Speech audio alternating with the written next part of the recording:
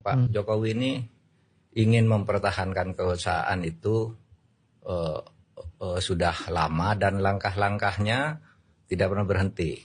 Ya, pertama nih, mulai dari apel kepala desa itu yang dimotor oleh menteri-menteri agar membuat pernyataan 3 periode. Ada beberapa menteri dan pimpinan partai waktu itu ikut kampanye kan, 3 periode Pak Jokowi masih diperlukan. Tapi masyarakat sipil, pejuang demokrasi dan penegakan hukum ngelawan habis-habisan, partai politik seperti Ibu Mega ngelawan, sehingga itu gagal. Sudah itu dimunculkan lagi ide, kalau tidak bisa 3 periode, diperpanjang 2 tahun atau 3 tahun kan, karena COVID itu kan mengganggu, pemerintah tidak bisa kerja. Wah itu dilawan lagi kan, pokoknya harus pemilu. Apapun alasannya Pak Jokowi bagus atau tidak, kalau udah 2 periode habis ya habis. Itu kan pernyataan publik yang didukung juga kemudian oleh Bu Mega. Nah itu akhirnya berhasil kan, kita menetapkan jadwal pemilu, menetapkan peserta pemilu, tiba-tiba muncul lagi tuh pada bulan April tahun 2023 ketika Partai Prima yang tidak dikenal apa-apa, iya toh dia sudah tidak lolos di KPU. Lalu perkara ke Bawaslu, di Bawaslu tetap tidak lolos, perkara ke PT UN, kata PT UN tidak lolos, sudah tidak ikut. Tiba-tiba April gugat perdata. Kan ini pasti rekayasa besar, ya kan? Masa orang tidak tahu bahwa masalah pemilu kok dibawa ke pengadilan perdata? Semua orang tahu, hakimnya bodoh juga.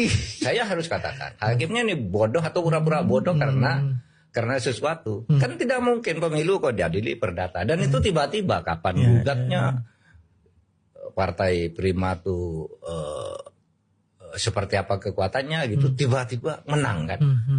Yang isinya itu bukan hanya mengabulkan permohonan perdata, tapi meminta KPU menunda keseluruhan proses pemilu. Bayangkan nih udah bulan April tahun 2023. Kan konyol banget tuh. Sudah kurang 10 bulan kan pemilu waktu itu. Wah ramai se-Indonesia gitu. Itu tahap terakhir. Itu kita gagalkan juga. Oke, enggak jadi presiden. Sekarang masuk ke MK. Ya kan? Alangkah berikutnya saya MK. Kalau saya enggak dapat anak saya kan gitu kira-kira. Pakai lagi setelah itu. Ribut lagi kan, ribut. Dan itu jelas melanggar konstitusi, melanggar kepantasan dan sebagainya. Tapi kan ada dalil dalam hukum itu, apa yang putuskan oleh hakim itu mengikat. Ya kan, meskipun Gibran salah, ya mengikat.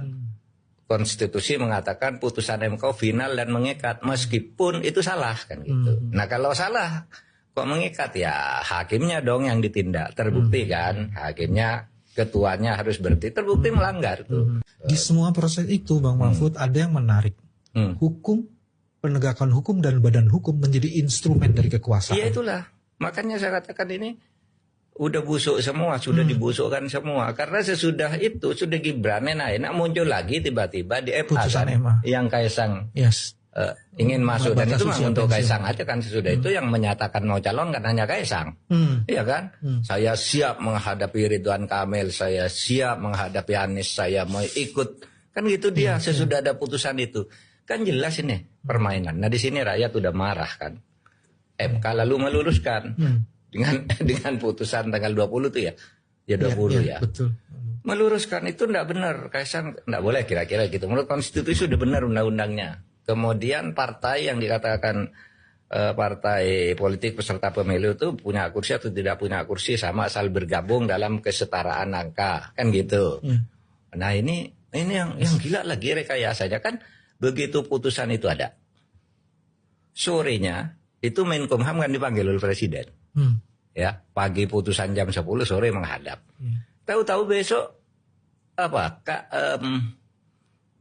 Balik ngundang untuk perubahan undang-undang pilkada.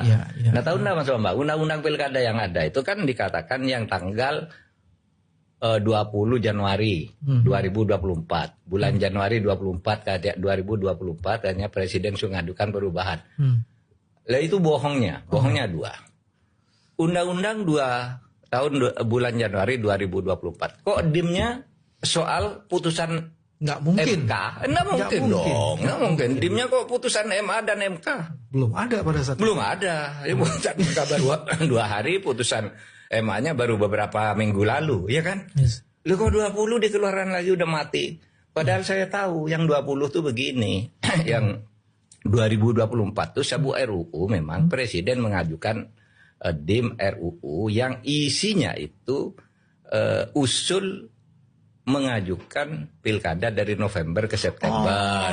Ya itu kan. Ya. Maksudnya apa? Biar pilkada itu tetap di bawah kendali Pak Jokowi kan gitu. Lalu diuji ini, rencana ini diuji oleh anak UI ke MK. Yang diuji pasalnya itu, pasal bulan November tuh boleh digeser, enggak boleh nggak kata boleh. MK mengatakan tidak boleh. Enggak boleh. Lalu RUU ini kan masuk kota ada. Tiba-tiba dikeluarkan sekarang.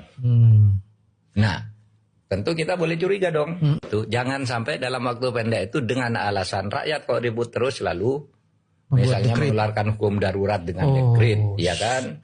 Peralihan pemerintahan ditunda karena rakyat ribut. Itu bisa saja, meskipun sangat kecil kemungkinannya. Kecil.